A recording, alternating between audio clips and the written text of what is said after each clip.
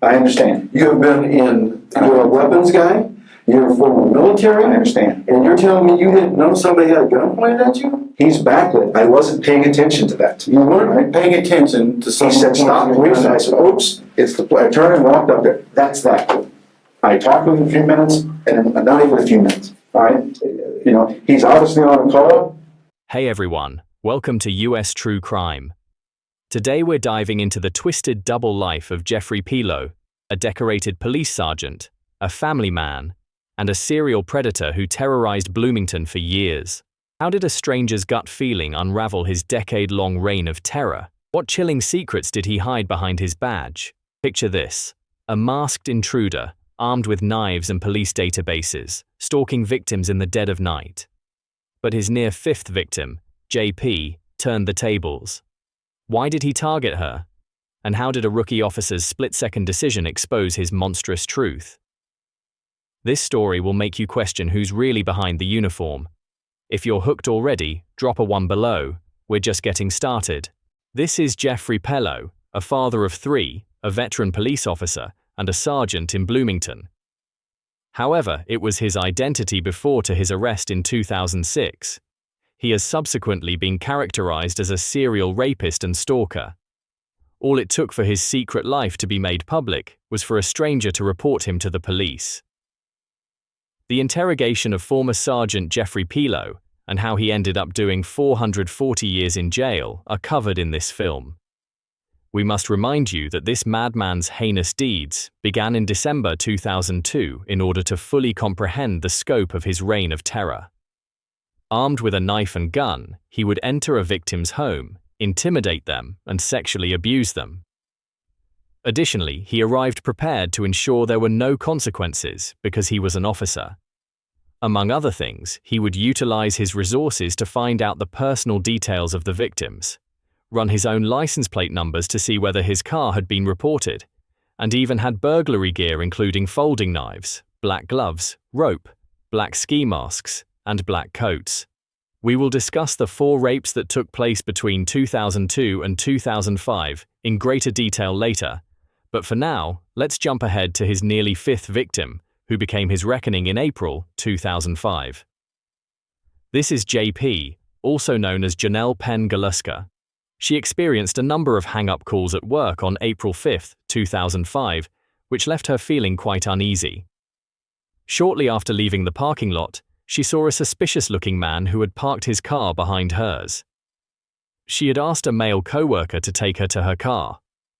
According to her, the man was a Caucasian man with a larger face, a buzz-cut flat top, large sunglasses, and a straight nose. Around 10 o'clock at night on April 10, 2005, she and her then-boyfriend Scott Galuska went back to her Bloomington residence. Galuska woke JP up after she had fallen asleep and instructed her to call the police because he had noticed a person in her yard wearing black gloves. Galuska raced outside with a baseball bat while JP contacted the cops. She later learned that Galuska and the man in the room eventually fled. However, the incident that eventually reached Pelo came next. Around midnight on June 10, 2006, JP got home. She discovered her dog was acting strangely agitated, barking and growling, not long after she got home. Then she heard a knock at the door that she described as urgent. There was nobody at the door when she answered. Her doorbell rang shortly after, but once more, nobody answered. After hearing a commotion near the house, she decided to phone the police, which she did.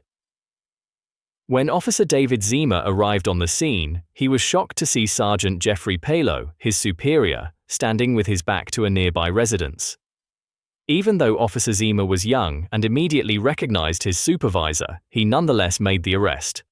When Pelo was brought in for interrogation the following day, things heated up as soon as he sat down. No, what's going on? Okay, I'm going to talk about it, all right?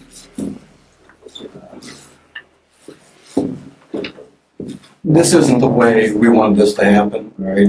We wanted you to come down here and all that kind of stuff. We sit and chat and all that kind of stuff. Unfortunately, it didn't happen that way. You know, you wrote down with Sandra, with Mildred, and as you know, We have rules that we have to go by.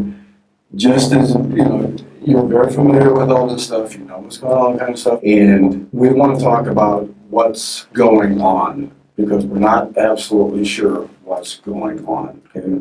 What are you talking about? I have to read your rights first. Right, minor arrest. At this point, you're not free to go. At this point. So I'm under arrest. If I'm not free to go, I'm under arrest. Well, we're in a custodial situation. That's why I'm going to read you your rights. Right. Because you came down here in their car. I don't know where we're going to go.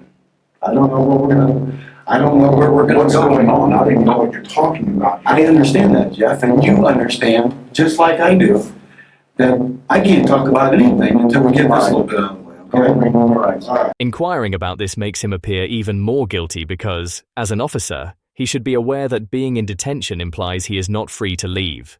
You have the right to remain silent. Anything you say cannot be used against you in a court of law. You have the right to talk to a lawyer and have one present with you while you're being questioned. If you can afford to hire a lawyer, one will be appointed to represent you before any question if you wish. You can decide any time to exercise these rights, not answer questions or make any statements. Do you understand those rights I've explained to you? Yes, of course I do. Okay. Have those rights in mind you wish to speak with me. About what? Okay. Last night, all right, there was an issue that came up, right, out on the southwest side of town, all right? You know what I'm talking about?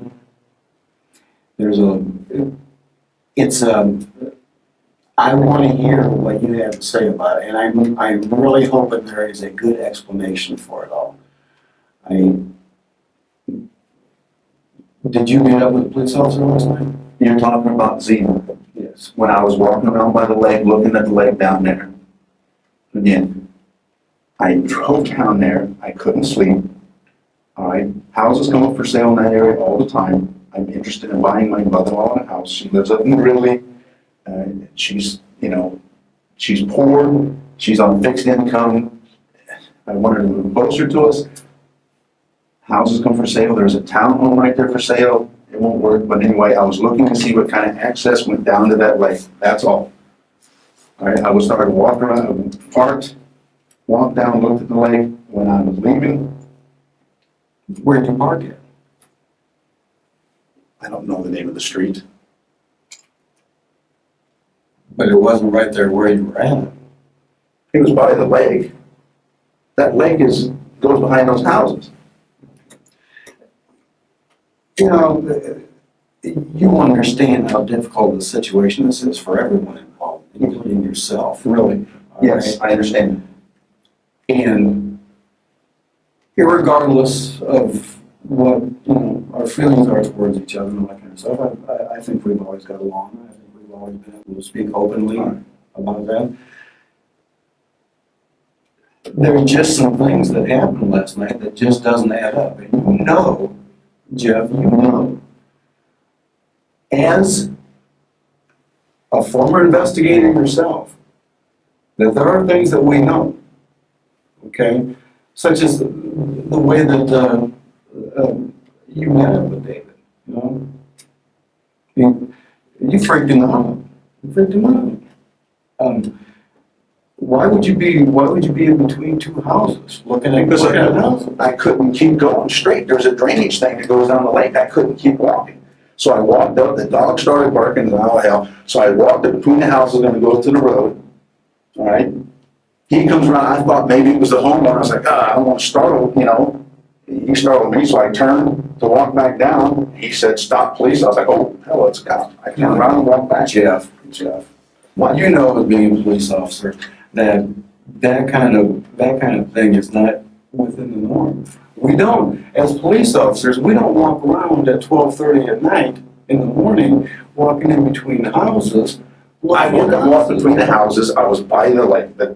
I couldn't keep going, so I walked up between the houses. That's it. I mean, that is it. That's it. Well, think about what you're telling me. I am thinking about what I'm telling you, the truth. I went down there, looked, what kind of public access is down there? I walked, I started going to the west side, but there's fences or, and I was, oh, hell, I come back around the other way. All right, again, I can't go no further. There's a drainage thing that comes down that fills that like overflow, I guess, I don't know, whatever it is. So I started, you know, the dog started barking, so I walked up between the houses, go up to the road. And yes, to be on the road, so I'm not walking up between, you know, it's just, Well, wait a minute.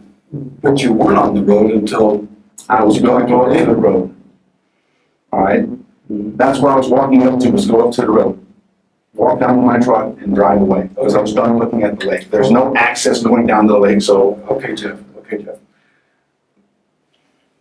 We're past the point of you were there, right? You readily admit that you were there. Yes. In between those two houses. Yes. All right, I was just walking from the lake up to the, Okay.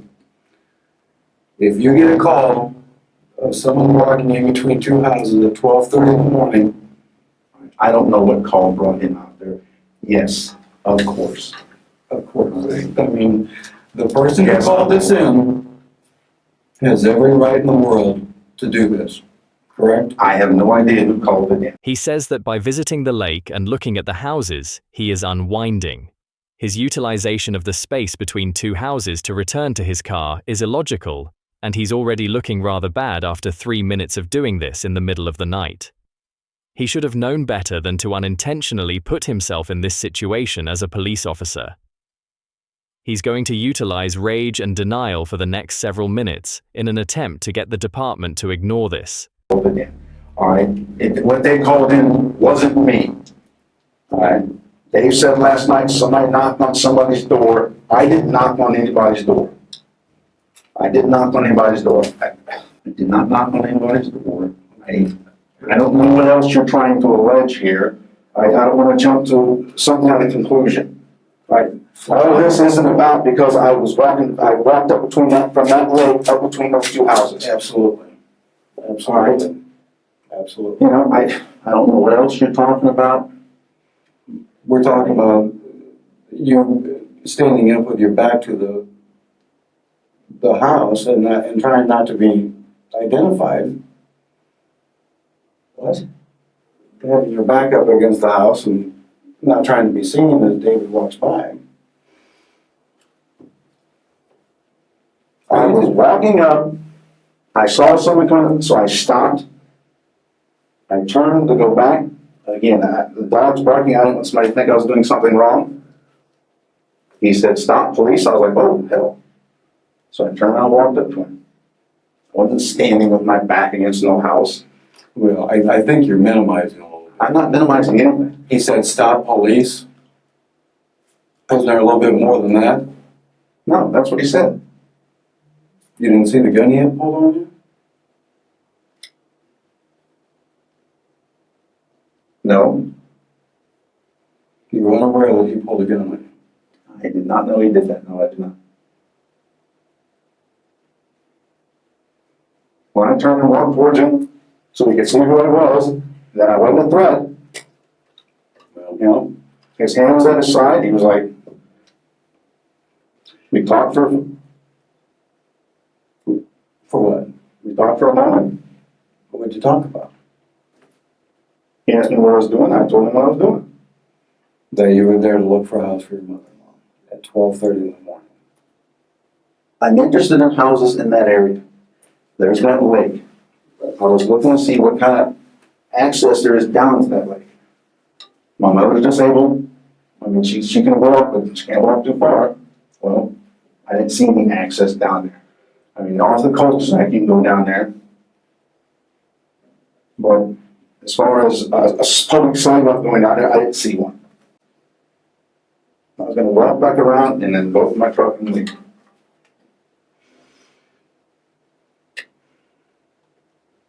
See, you know all the things we say. You've been sitting in this chair before. All I'm saying is that what you need to do is think about just exactly what you're saying.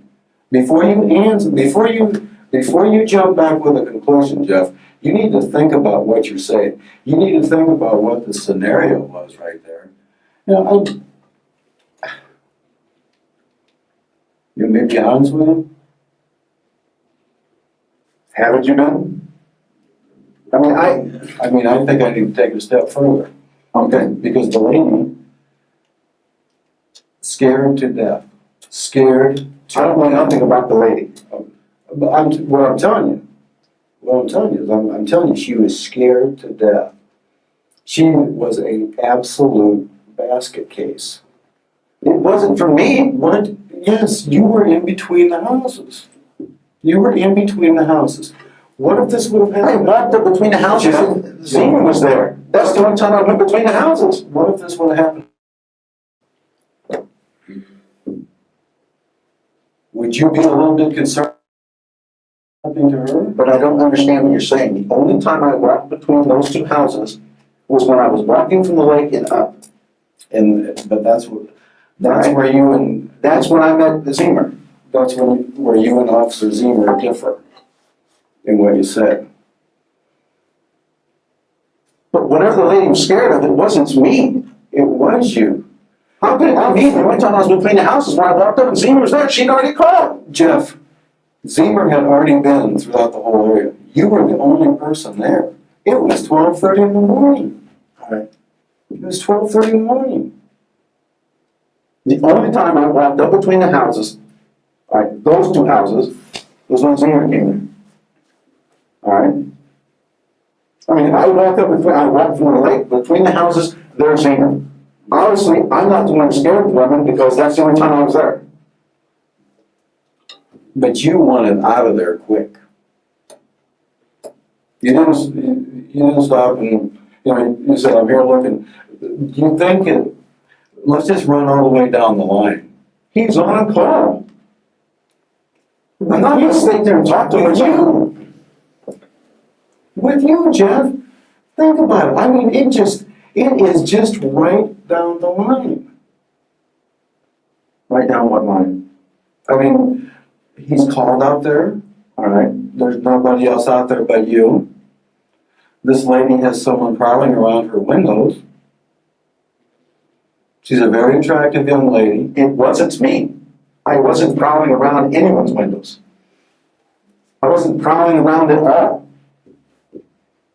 Again, when the dog's barking, I said, oh, I need to go up by the road, and that's when I walked between the houses. Well, what makes you decide to go look at houses at 12:30 in the morning?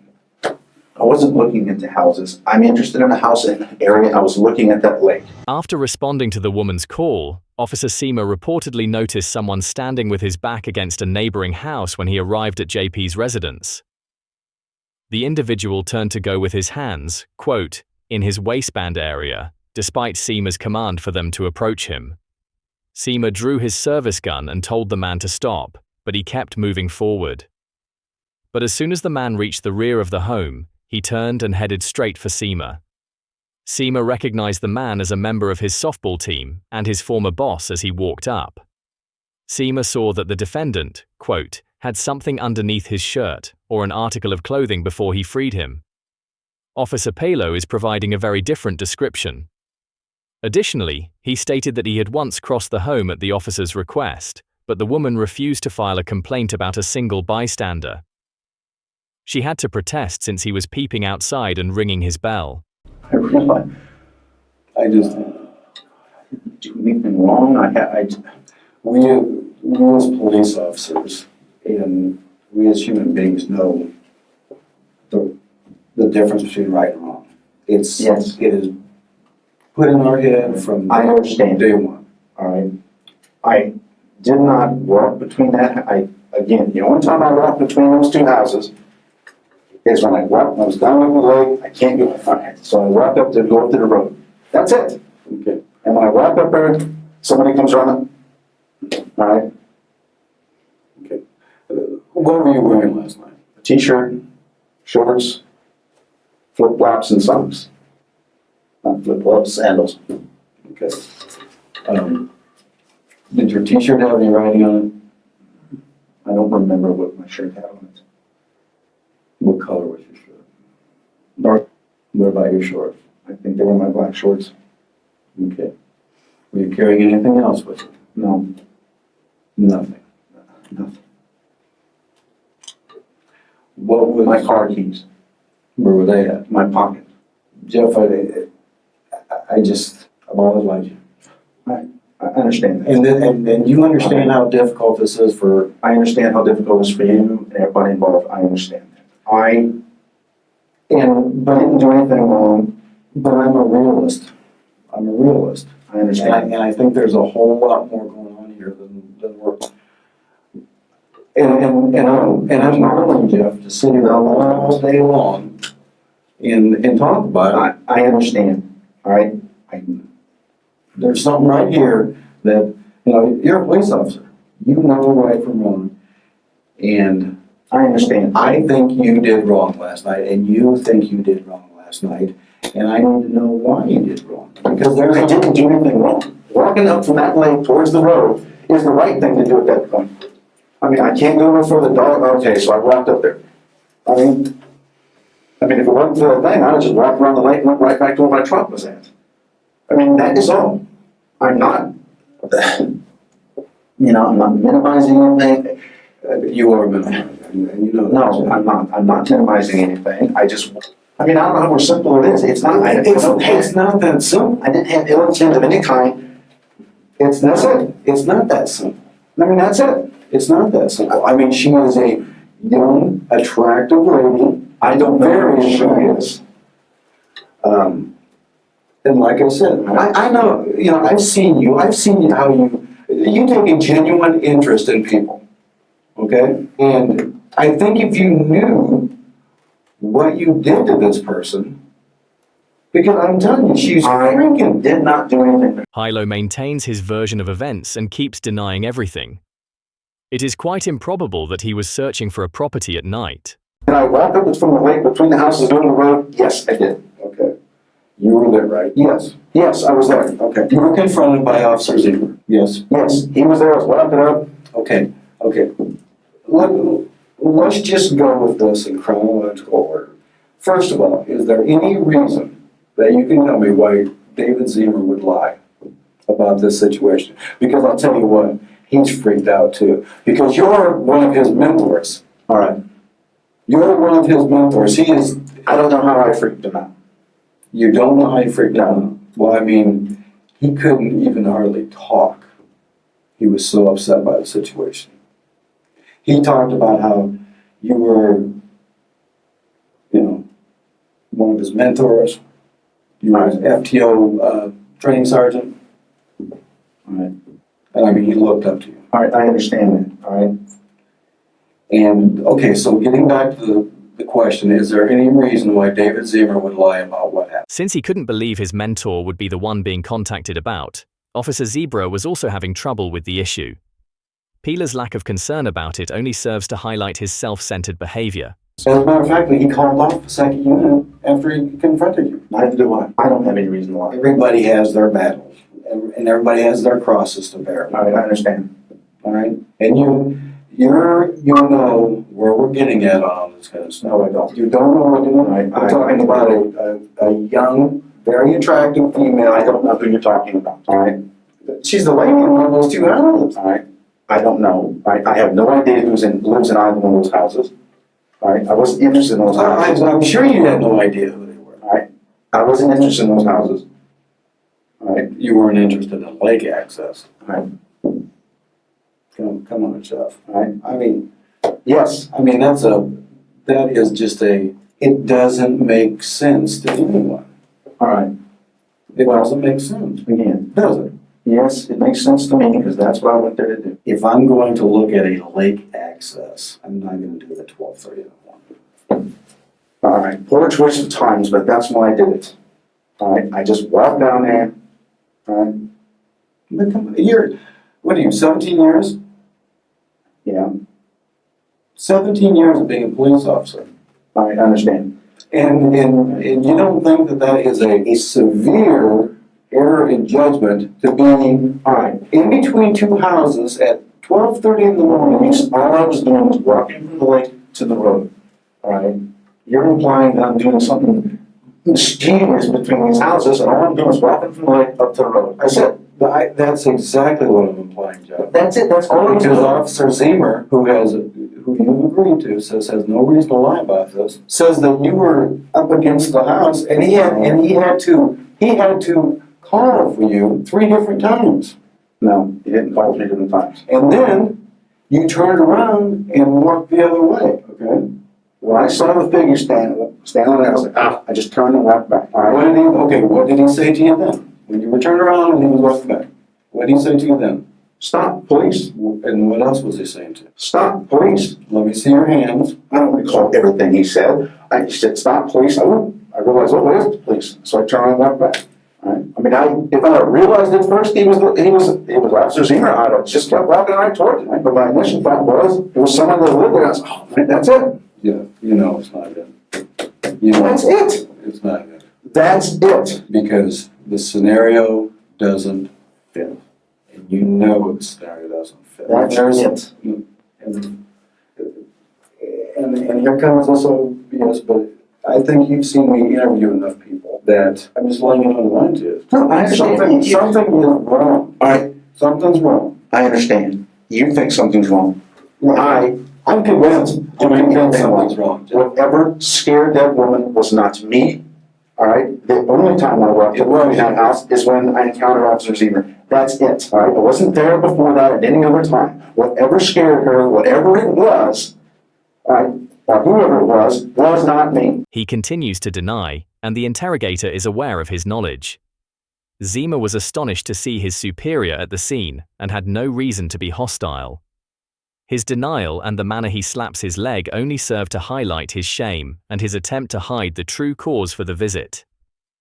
He lacks a plausible explanation, and he becomes irate and resorts to blustering whenever the detectives point out the flaws in his statements. That doesn't make sense. Obviously. It doesn't make sense. I'm just being real with you, Jeff. I understand. I don't know what else to tell you. I wasn't doing anything wrong. I did not. The only time I went between those houses is when I walked up and met Officer Zemer. I did not do anything to anybody anywhere last night, period.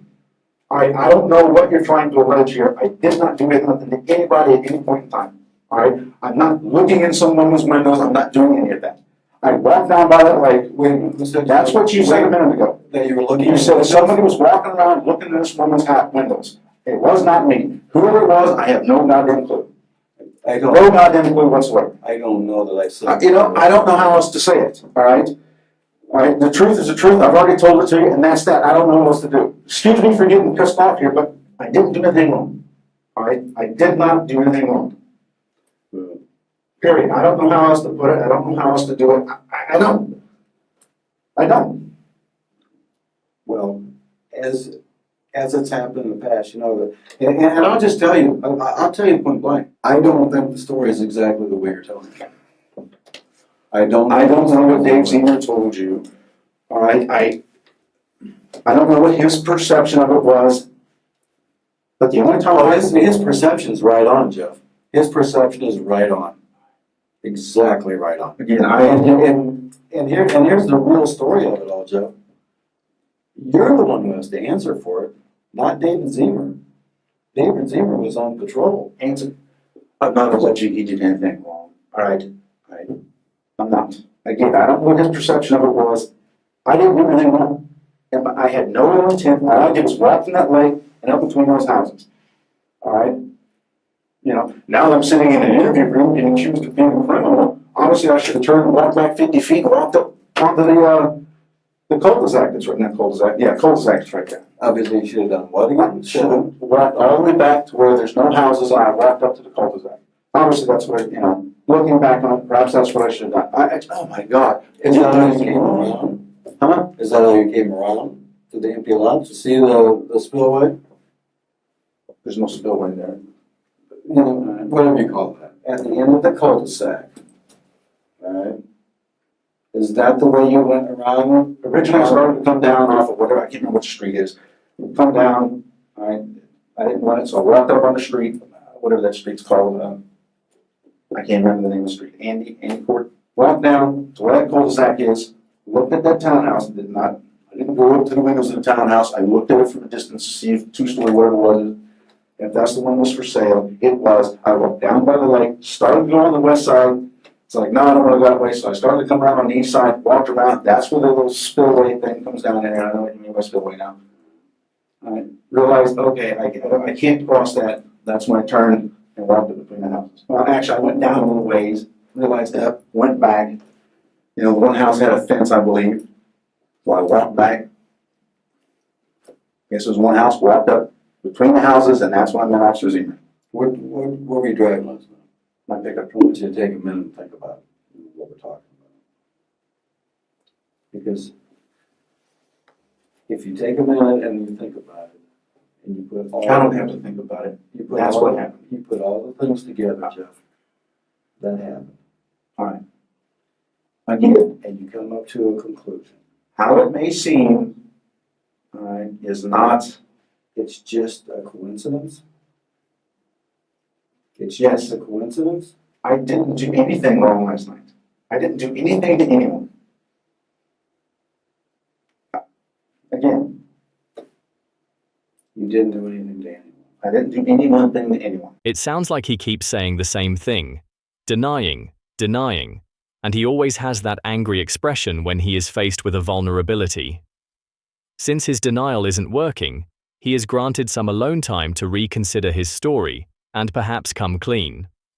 However, he simply denies it and resumes his role as a broken record player after returning. Thus, the interrogator probes more into his conversation with Officer Zeman, specifically about the fact that he was carrying a gun and he was unaware of it. You have got to be thinking that this isn't some fishing expedition. We just didn't pick you out of the clear blue sky to come in here. All right, Correct? obviously, again, the only thing I did Was walk from the lake in between two houses out to up to the road. Out to I was gonna go up the road. All right, and when I realized somebody was up there, I was like, and turned to go back, and that's what he said. And I turned around and came back to him. Okay, but we're leaving out this. We're leaving out you. We're standing up against the wall like this. That did not occur. And an officer That did not confronting occur. you twice. That did not And occur. then you turning No, and walking away, Did I with your turn? hands right here, and he says, stop, show me your hands. And he has, and I mean, you've been in the ERU, I understand. you have been in, you're a weapons guy, you're a former military, I understand. and you're telling me you didn't know somebody had a gun pointed at you? He's backlit. I wasn't paying attention to that. You weren't paying attention to He someone. said, stop, pointing please. a gun I at said, you. oops, it's the play. I turned and walked up there. That's that. I talked with him a few minutes, and not even a few minutes, all right? You know, he's obviously on a call. There's problems here, Jeff. There's all kinds of problems. And I'm not here to sit here and tell you that it's all rosy and all that kind of stuff, but No. and you know where I'm coming from because I've told you. I am not buying what you're telling me. For 1 second. For 1 second. You know that I've done this for a long time and you have done it for Yes, I have. and you have done it for a long time. And I didn't do anything wrong last I night. know you, I know. And you know what? How many times have we sat in here and listened to somebody for hours and they didn't do something that they did? I'm not going to be here for hours And then- telling you that I didn't do anything wrong. And then, have all the behaviors and all the things that are happening. You were not Sergeant Pelo last night. You were absolutely somebody else. And we can sit here and you can say, this is what I did, and I can sit here and say, this is what we know till the cows come home. But you know in your heart exactly what happened. Yes. Yes. I went down, looked at that lake, walked between those houses, go back to the road, get on my truck, and that's what happened. That was the only time I was between those houses. And say when we talked. Getting the Pelo to acknowledge any wrongdoing is above blame because it is clear that he is devoted to his falsehood. The inquiry eventually comes to a close as the two exchange back and forth. In June 2006, the investigation gets underway. Pelo was accused by the state of 37 charges of criminal conduct stemming from 2 different occurrences.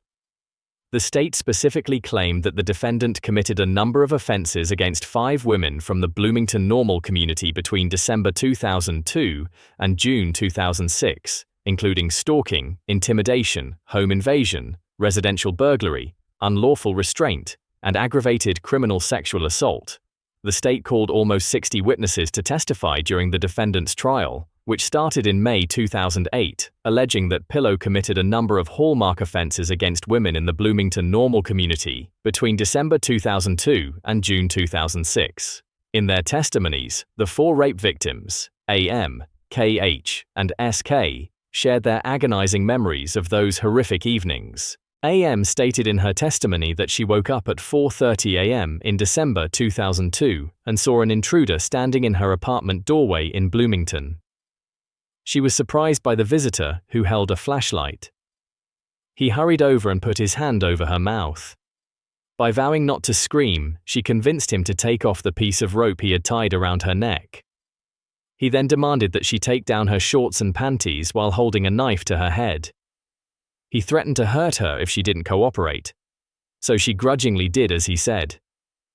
Against her will, he then started having intercourse with her. He stopped suddenly, told her to press her face into the cushion, and said he would be back soon. She promptly contacted the police and locked her bedroom door after hearing the apartment door close.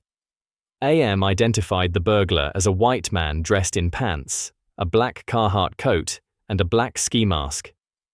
She also told the jury that her roommate's license plate was LACYJOE5 and her own was AMOJOE58 at the time of the event. Remarkably, the month prior to AM's assault, someone identifying himself as J. Pelo obtained these 2 license plates via the Bloomington Police Department's Law Enforcement Agency Data System, or LEADS, without a valid law enforcement cause. Additionally, in the same month, someone at the Bloomington Police Department used the National Crime Information Center, or NCIC database, to log in as JPLOW and obtain AM's parents' personal data. KH then gave her evidence on the event that happened at her apartments in April 2003. Although one aspect of her testimony was simply too upsetting, her description was nearly identical to that of the prior victim. He grabbed her cell phone and told her to go to the bathroom so she could get in the bathtub.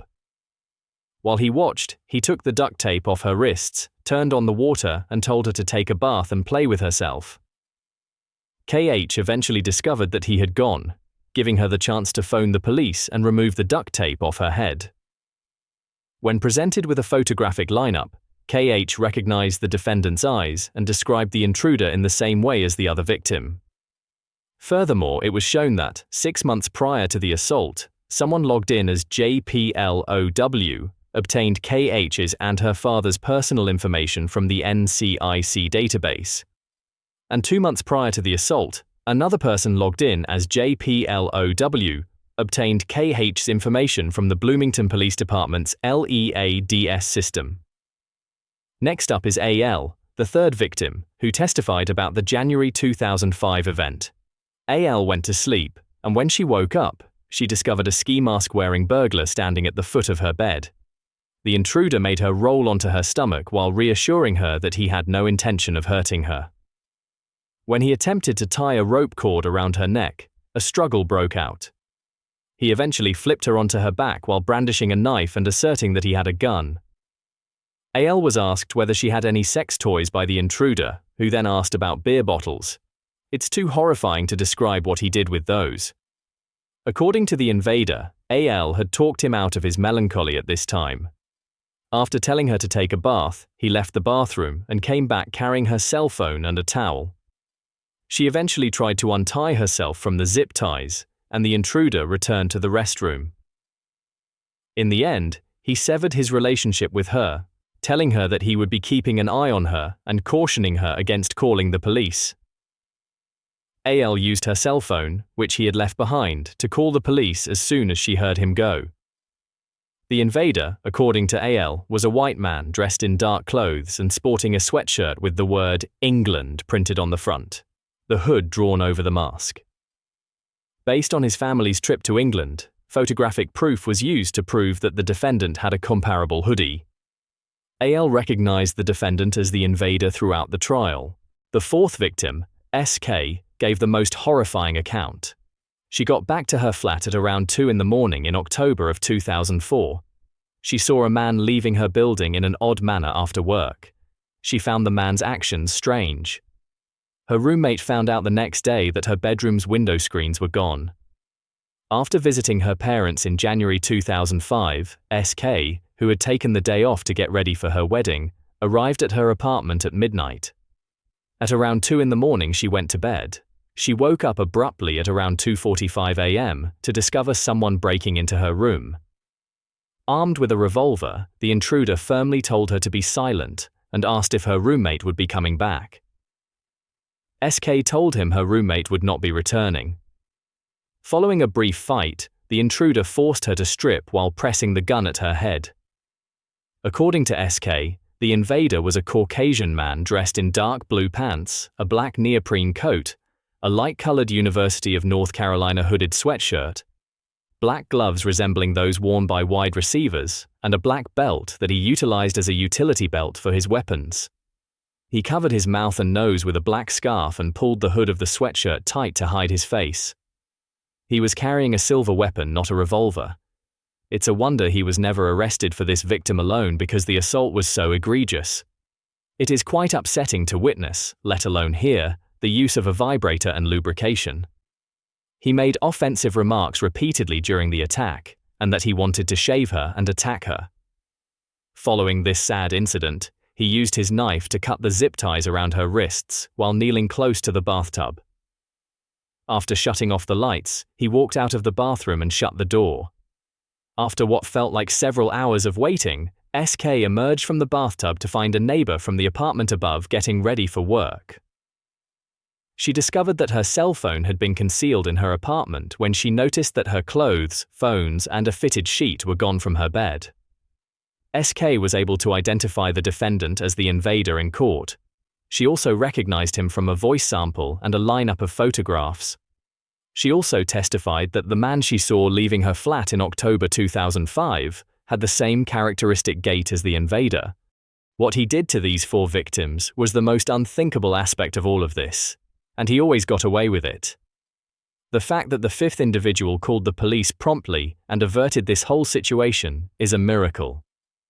He was found guilty on 37 counts in June 2008 and given a consecutive 440-year sentence. Because Pelo's computer displayed too much pornography to the jury, Pelo's lawyer claimed in 2011 that the verdict ought to be overturned. Unfortunately, all of his heinous deeds were documented, and although the appeals court decided that some of the pictures were irrelevant, Pelo's conviction was unaffected. Judge Robert Freitag lowered his sentence by 65 years after the jury reassessed it, meaning he will no longer be incarcerated by 2383. That beast is still alive, that is. After all, this monster was imprisoned for 375 years due to a stranger risk call. Despite his loudness, his denials, and his irritated expressions, his duplicitous character eventually gained attention. An ex-sergeant was sentenced to 375 years in jail in this manner. Thank you for staying until the end. You're part of the rare few who brave the darkest corners of true crime. If this video shook you, hit that like button and share it with someone who needs to hear this story. Your support keeps these investigations alive. Now tell me, what chills you the most about Pelo's downfall? His abuse of power, the survivor's bravery, or the fact that justice took 440 years to catch up? Let me know in the comments. Stay vigilant, and I'll see you tomorrow with another case that'll keep you questioning everything. Good night, and sleep with the lights on.